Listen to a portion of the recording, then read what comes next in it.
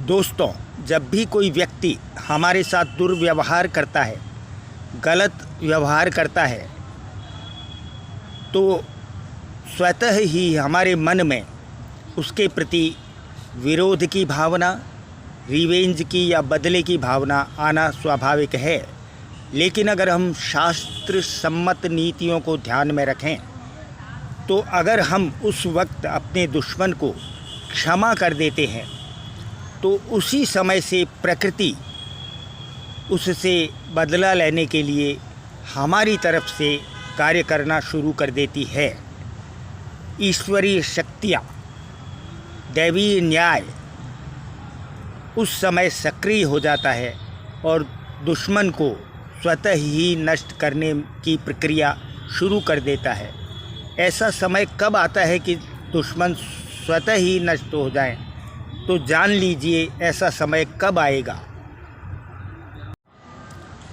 नमस्कार दोस्तों, जब भी कोई व्यक्ति हमारे साथ कुछ गलत करता है तो उसी समय हमारे मन मस्तिष्क में उससे रिवेंज लेने की, बदला लेने की भावना तुरंत आ जाती है। यह स्वाभाविक भी है, लेकिन प्रकृति का नियम है कि जब भी हमारे मस्तिष्क में रिवेंज लेने की, बदला लेने की विचारधारा जन्म लेती है, उसी समय ही राहु नकारात्मक रूप में एक्टिवेट हो जाता है।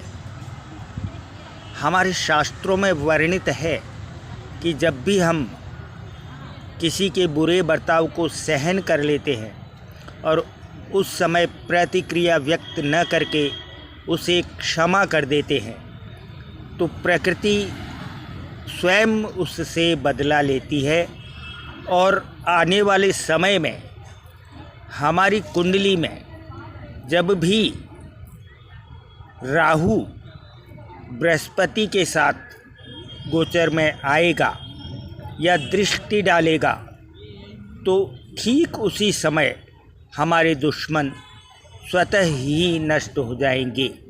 अतः हमें बदला लेने की ज़रूरत भी नहीं, आवश्यकता भी नहीं। प्रकृति न्याय करती है।